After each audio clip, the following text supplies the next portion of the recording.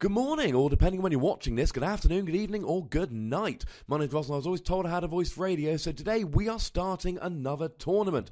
We are looking at the Sutton Coldfield League Challenge. This was an expanded League Challenge, which means we're going from all the way from black and white through to the recently released set of Breakthrough. Little tournament today, 16 players, 5 rounds, best of 1, but we got some good players and some good games, so settle in, make yourself comfortable, and enjoy this round from Sutton Coldfield League Challenge. Single game, 30 minutes, black and white to Breakthrough. Okay, ladies and gentlemen, so we got James Hart on the left, he's going to be playing Night March. Tamal Cameron on the right is going to be playing Vespiquen Flareon.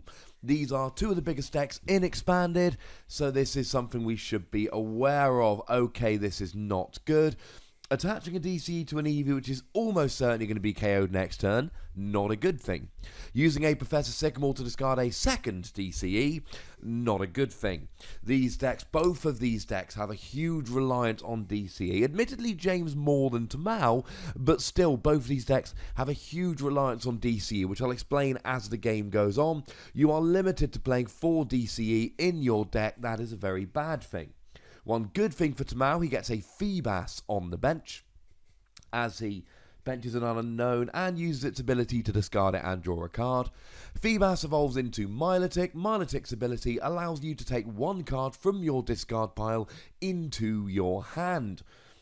And so he's going to be able to use that to recover the DC that's in the discard pile. So he uses that Ultra Ball to discard 2 fire energies and searches out what I can only assume will be a Combi, because in this deck, generally, Vespiquen is your early game attacker. Now, you got Vespiquen and Combi, both of whom have an attack for 1 double colourless energy, which does 20 damage plus 10 damage for each Pokemon in your discard pile. Now, the reason you want to use Vespiquen early game is because Vespiquen, you basically have to use a DCE to fuel that attack. As soon as you've got a Flareon out, you can use the Blacksmith supporter card. That allows you to attach 2 fire energy from your discard to one of your fire Pokemon. Early game, DCE fuels Vespiquen. Late game, you've generally got some fire in the discard, you're a bit set up, and you can afford to use your 1 supporter for the turn to use a Blacksmith to attach that fire energy. So, Tamal, he's got the DCE on Eevee. He's going to be hoping that that Eevee can turn into a Flareon next turn and start using Vengeance. It's called Vengeance on the Flareon and Be Revenge on the Vespiquen. Shouldn't have had to think about that. I played Flareon for quite some time. It's one of my favourite decks I've ever played, although it looked very, very different when I played it. I think it was back in 2014. So Tamal there, he uses a Battle Compressor. That allows him to discard any free cards from his deck, and he's going to use it here to discard those Pokemon cards to try and fuel the attacks of Flareon and Vespiquen. One of the reasons this deck works so well in Expanded is because you've essentially got 2 4/4 lines, 4 Eevee, 4 Flareon, 4 Combi, 4 Vespiquen. And they both work with the same thing. If you pile Pokemon in the discard pile, you are fueling Flareon and Vespiquen. So Tamal gets rid of the Mr. Mime because, quite frankly, he doesn't need that in this matchup. Mr. Mime blocks bench damage. Night March doesn't hit the bench. And he gets rid of 2 Vespiquen. Not 100% sure why, but if we see how he's played already, maybe he's got Combi's prize. We know he's running short on DCE. So he's really going to be focusing on the Flareon in this game so that the Flareon can be brought up to speed using that Blacksmith supporter. So as James plays his own Battle Compressor here, worth pointing out what that item attached to Pumpkaboo is. For those that don't know, it's a life dew. What that means is that when that Pumpkaboo gets KO'd, Tamal does not take a prize. And there's no way around it. It's not like Terrakian's Revenge, if anyone remembers that, where it had to be if your Pokemon was KO'd from damage. Nope. Damage counters, poison, however that Pumpkaboo is KO'd, Tamal will not be taking a prize when it is. And when you've got 2 non-EX decks, it really comes down to who can consistently take prizes, and this is going to give James an advantage. Now, James's Battle Compressor gets rid of a Sycamore so that he can recover it using VS Seeker, and it gets rid of a couple of Lampent. Remember this Night March deck, and I've posted a whole bunch of videos with Night March, but as a very quick refresher, by the way, check out my old videos. I can assure you they're all phenomenal. Well, most of them. It does 20 damage. You've got Pumpkaboo and Joltik, both of whom do 20 damage times the amount of Pokemon with the Night March attack that are in your discard pile. Lampent is a stage 1. You don't play the basic. I'll give you a second to figure out who the basic for Lampent is. Who's that Pokemon? It's Litwick. You don't play any Litwick, so that means that the Lampent, you immediately discard them as soon as you possibly can, and that means you've got, hopefully, assuming none of them are prized, 4 Night Marches in your discard pile, giving you at least 80 damage with Night March straight away. Now, James played a Trainer's Mail there, but he looked at the top 4 cards of his deck. He couldn't find anything he wanted. So he's going to play an Ultra Ball. Oh, there's another Lampent going down. That's quite nice. Has to get rid of a Muscle Band. It adds 20 damage. It's useful in most matchups. Tamal's deck has a whole bunch of very, very low HP Pokemon. His attackers have 90 and 100 HP. James is not going to be needing that Muscle Band. So although Muscle Band is very useful in most games, it is a very good play from James to discard it here, because the reality is, if James isn't doing enough damage to KO Tamal's Pokemon without using Muscle Band, he ain't winning this game, ladies and gentlemen. It is not going to be going well for him. But he's already got 3 Night Marches, he's already doing 60, so that EV is going down, assuming, as James plays a Shaman to draw until 6 cards in hand, he needs a DCE and he needs a Dimension Valley. Now, he's got the DCE. Did he hit the Dimension Valley? Now, we know he hit a Trainer's Mail there, which you can use to search for it. Maybe attaching that DCE, if he doesn't hit, that's going to be a potentially dodgy play here. He gets a Battle Compressor using that. Because that Pumpkaboo is almost certainly going to die next turn. Tamal just needs a Flareon.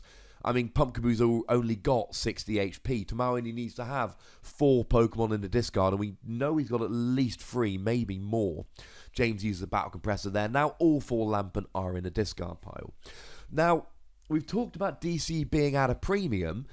Similarly, James can only play, there's a Faded Town, does 20 damage to each Mega between turns, absolutely not needed in this matchup, so you bin it using Battle Compressor, and a Lysandra so you can draw into it, so you can get VS Seeker. Now, instead of wanting to draw into one of his 2 Lysandra, he wants to draw into one of his 1 Lysandra or 4 VS Seeker. He's got 5 chances to hit that card, not 2. He needs a Dimension Valley to use Pumpkaboo's attack. If he doesn't hit the Dimension Valley, that means he's potentially not getting an attack off, and he is probably going to get KO'd next turn. He's just throwing away a DCE. However, what James knew that we didn't, and remember with these, with this commentary, we never know exactly what's going to happen. We didn't know that James had a VS Seeker in hand. He did. He knew he was going to play a Sycamore, and obviously attaching it, hoping for the Dimension Valley, is a much better play than discarding it with Sycamore.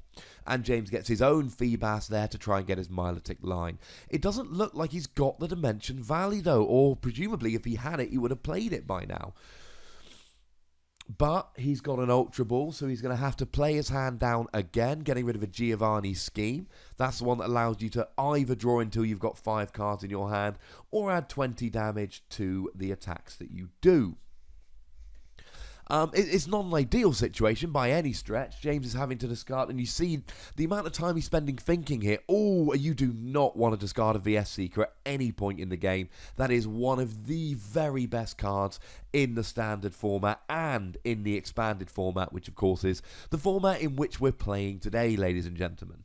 So he doesn't want to get rid of that VS Seeker, which shows he really, he needs that Dimension Valley. And the fact that he hasn't hit that Dimension Valley means he's got to now, and one can only assume he's going to go for a Shaman here. It's really not ideal. Now, James, like Tamal, needs DCE to fuel his attacks. Oh, he looks to have failed it. Does that mean the rest of his Shaman are prized? This is not good for James at all, unless he already grabbed a Pokemon and I didn't see it. Okay, he had a Shaman. I didn't quite see if he got that or had it in hand. Either way, he's got the Shaman, so that's okay. Joltik attacks for a DCE. Pumpkaboo actually attacks for free colourless energy. So when you get the DCE on Pumpkaboo, you also need a Dimension Valley in play. That is the stadium which lowers the attack cost of all psychic Pokemon by 1 colourless. So had James started Joltik here, he would have just got the KO with Eevee straight away. Now, there is an alternate play he could have performed here. We saw that when he played the Sycamore, if I remember correctly, he had a switch in hand. So what he could have done was attach the DCE to the bench Joltik, played a switch to get the Joltik into the active, and that would actually have allowed him to... that would have allowed him to get the KO this turn without needing the Dimension Valley. I could be wrong, but I'm fairly certain when he played the Sycamore, he had a switch in hand. So what he could have done, rather than attach to the Pumpkaboo, is attached to the Joltik. If he had the switch in hand, he guarantees the attack. If he doesn't have the switch in hand, okay, he's probably playing less switch than Dimension Valley. But remember, if that Pumpkaboo gets KO'd, he's not losing the life due. And after all that talk about alternate plays he could have done, he had the Dimension Valley anyway. Hopefully it was still an interesting discussion about different plays you can make, because you need to be thinking about these things, ladies and gentlemen, when you're playing these decks. They're both playing non-EX decks. Now, good news for Tamao is that James has put a 2 Shaman on the bench, so Tamao can try...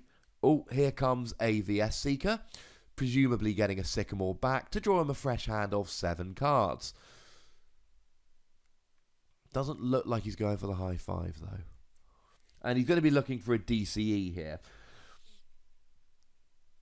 Now, he has got that Energy Evolution Eevee that evolves when you attach a Fire Energy to it, but of course Flareon attacks for 2 energy, not 1, so I suppose he could hit an Eevee and a Fire Energy and then use a Blacksmith, but of course he can't use a Blacksmith, he's already played a Sycamore.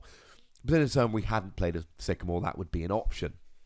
So has he got the DCE here to get the return KO? I think I saw it in his hand earlier, I could be wrong. There goes an unknown, 2 unknown, and another Eevee. That's one of the Energy Evolution Eevees. He does have the DC, I did see that correctly. Unknown, it's just got that ability, Farewell Letter. It allows you to discard the unknown and draw a card. So, Tamao is going to want to use Lysandra to pull up those Shaman from James's bench and kill them. What James is going to want to do is try and keep ahead. Now, he's 1 prize ahead. They've both taken a KO, but Tamao knocked out the Pumpkaboo with the life dew attached, so that means he didn't take a prize, which means James can take a prize here and go 2 prizes up. Even if Tamao KOs a Shaman next turn, they would have taken 2 prizes each, and it would be James's turn. And when you're playing these non-EX decks against each other, it is just a prize race. There are really, and we see an Ultra Ball coming down here, getting rid of a Dimension Valley and a Pumpkaboo. Now that that Dimension Valley is down, James is in the curious position where he was desperate to get one last turn. He knows that Tamao isn't going to be playing a stadium. Some of these Vespiquen builds do choose to play a Forest of Giant Plants. That allows you to evolve a Combi into a Vespiquen as soon as you put it down. The problem is, for these Vespiquen decks to work, you really need as many Pokemon as you can possibly get into your deck. And the reality is that generally every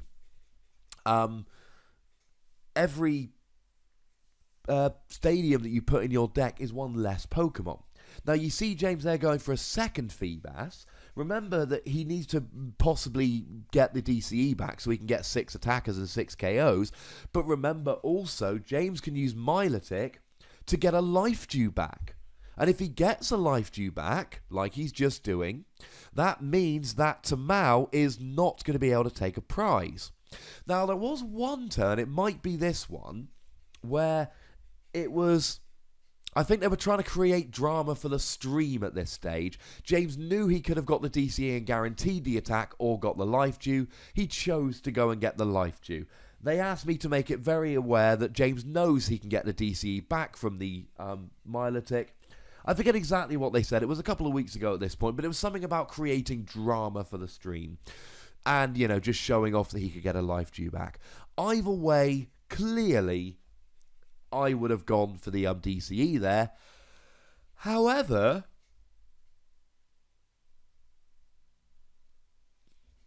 Assuming James can stream attackers, they both have the same effect. James wants to, keep up with a prize trade. Denying a prize to Tamal next turn is the same as him taking a prize this turn. Although remember that if James KOs the Vespiquen, that means that Tamal has to find an attacker next turn. Whereas now, Tamal has an attacker and he can focus on getting set up. Maybe he hits another Flareon. He's got 2 Flareon on the bench. Maybe he's able to put himself in a position where he has a blacksmith in hand ready to use next turn. We know he's got, I believe at this stage, he's got 3 fire energy in the discard. If I remember correctly, I believe he got rid of 1 in the initial Sycamore and then Ultra Balled a further 2 away later on.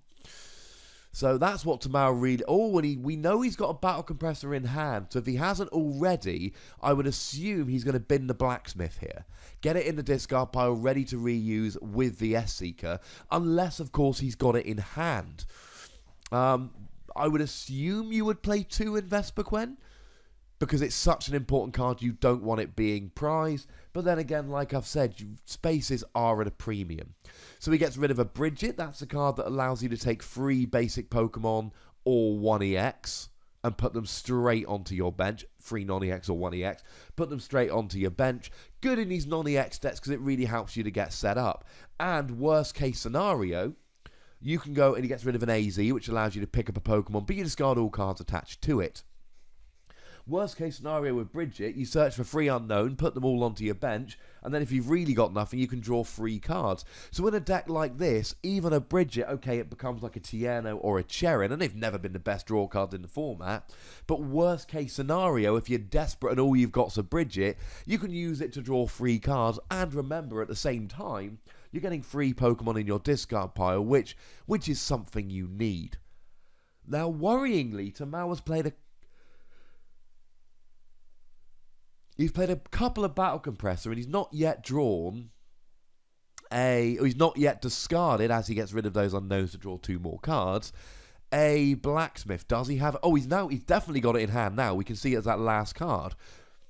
Maybe he didn't have a VS Seeker or he was worried about the amount of VS Seekers. Maybe he's got some prize that we don't know about and he didn't want to risk discarding it. Because remember, although discarding a Blacksmith gives you more chances to draw into it because your VS Seekers can become Blacksmith, it also gives you 1 less use of it. And I should give the little disclaimer I give often on these videos. Remember that when I'm commentating these, whenever anyone's commentating any of these games, the players have more information than us. They've searched their deck, they've searched the opponent's discard, they can see their hand very clearly. So, like before when I was talking about James's potential switch DCE play on the Joltik, I didn't realise that he had the Dimension Valley in hand at the time. Of course, James did. Now, James getting rid of Pump Caboose here, what he needs to make sure of, and this is a risk in these Night March decks, you need to make sure that you're not getting rid of too many Night Marches and running yourself out of attackers, especially in a game like this, where you're going to have to take 6 individual prizes in order to win. Tamal is set up pretty nicely. I would be stunned if Tamal played a Shaman here. The only exception to that, if James leaves a Joltik in the active, I could see Tamal playing down a Shaman, attaching a DCE. Remember that Shaman's Sky Return does 30 damage, and Joltik has 30 HP. So I could see Tamal playing a Shaman, and then immediately KOing a Joltik and putting it back into his hand. But I can't see Tamal ever leaving a Shaman on the bench for James to take prizes.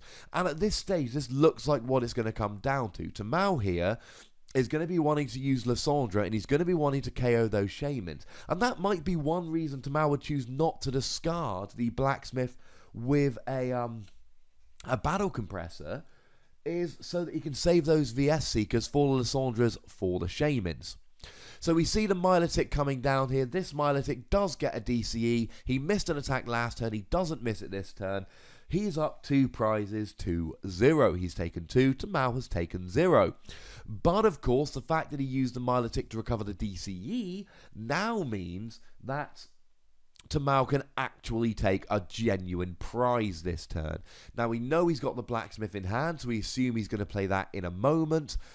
And he's got another Flareon down, and he's got an Eevee down. Here's the problem Tamal's in at the moment. I think we've seen, is it 3 DCE we've seen go down now? Yes, because James has taken 2 prizes, both of which had a DCE attached. And Tamal discarded 1 early game. Now remember, we got the Feebas on the bench so we can recover 1. But we've seen 3 DCE go down here. Tamal can play a Blacksmith to attach energy to the Flareon. But any turn Tamal uses, remember it's 1 supporter per turn, Jake. Any turn that Tamal uses Blacksmith to attach 2 fire energy to a Flareon is a turn in which he cannot use Lysandra to pull up the Shaman. Here, James has... Tamal's got 6 prizes left, so it's not such an issue. There's only 2 Shaman on the bench. But 4 of those 6 prizes, Tamal really wants to take by KOing Shaman. What he doesn't want to do, maybe James plays Super Scoop Up or a card of that nature, we don't know. What Tamal doesn't want to do is give James time to just keep reusing that life dew, keep denying prizes. They're not quite presents. Although, as a quick note, this video is slightly later than planned. My apologies. Christmas happened. And when Christmas happens, ladies and gentlemen, I'm afraid that there are family commitments and personal commitments and friends that want to see me and all that rubbish. So these videos do sometimes get ever so slightly delayed. I hope that you are lovely enough people to forgive me for this. So a Shaman does come down here. Now Tamal could play a DCE. Okay, now this is opening up the door for James. A DCE and a Lysandra. James is rolling. But again, this is not the end of the world here. If James gets a KO on the Shaman, but that Shaman allowed Tamal to get a KO on James's Shaman by drawing into a Lysandra, etc., we're not in the worst situation ever here. Remember, of course, that James is at 2 DC in the discard now? Because Tamal's taken 3 KOs, which presumably means 3 DC have gone down, but James has recovered 1 of them with Milotic, although 1 didn't have a DC attached. So there's either 1 or 2 DC in the discard. Not a huge amount of this. I think there might be a pair in the discard. Oh, there comes a revive, useful for getting those Night Marchers back on the bench. Tamal's hoping that James whiffs the DCE here. If James whiffs the DCE here, then that means that Tamal doesn't need to use a Blacksmith next turn to fire up. Get it? Fire up a Flareon, because he's a fire type. And that means that he can use his supporter for the turn to use a Lysandra to grab up the Shaman. Oh, he doesn't have a Super Scoop Up, but he has an AZ. He picks up that Milotic. It's got to be the Milotic, you'd imagine. He puts the Feebas down, and then, oh, apparently it doesn't have to be the Milotic. I suppose if James needs a DCE this turn, the Milotic won't get it for him, and he's just got the DCE for 2 DCE from the Shaman, in fact. So it totally worked out. But of course, using the AZ to pick up the Milotic would mean that he could... It would put him in a position where next turn he could, you know, put down the Milotic, so he'd bench a Feebas right away, and that means he would be able to get back that Life Dew or a DCE as appropriate. Clearly the 2 best cards to recover in this matchup. But here we see that play I was talking about earlier. He's got the Shaman, he's got the DCE. That means he can KO this Joltik and just boomerang that Shaman straight back to his hand, meaning that James cannot take 2 prizes off that Shaman. This means that the prize count is now James has taken 3, or will be. James has taken 3, Tamal has taken 2. What Tamal can do here is play a Blacksmith to fire up the Flareon, and then next turn he can use Lysandra to try and take down one of those Shamans. The other thing to essentially rendering the Life Dews irrelevant. The other thing, assuming he can even get them back. Oh, and he doesn't get it. Oh, okay. I was thinking he's got the DCE in hand now, so what he could do is put, you know, maybe the Eevee into the active, because James is almost certainly going to get a KO here. Let James KO the Eevee, so that he could, next turn, just go DCE on the Vespiquen, Lysandra and KO the Shaman. But then maybe he doesn't have a Vespiquen in hand, so it's irrelevant. Heck, maybe he just Lysandras and attaches a DCE to the bench Flareon instead. He's got the DCE, it doesn't really matter. Now, if he's got a switch or an AZ or something of that nature, what he could do here is just do the exact same thing again and KO the Joltik with the Shaman. Of course, remember that Tamao is thinking here that maybe he can actually just Lysandre KO both those Shaman in consecutive turns, and then he's sorted. A Blacksmith last turn really would have been good. Having an attacker ready this turn means he could put... Yeah... I mean, just having 2 attackers so he wouldn't have to use a Blacksmith so that he could be using the Lysandre would just be huge. So here he has to use the Blacksmith this turn. He couldn't use it last turn. I was going to say, don't keep the Vespiquen to Tamao. You're not allowed to do that. And that would mean he could Lysandre. So it looks like it's going to be a 1 Shaman KO to finish out the game. However, and there's often many things to think about in these games. I'm talking about KOing the Shaman. That is Tamao's quickest route to victory. The thing you've got to remember here is James had 1 Night Marcher left on the field.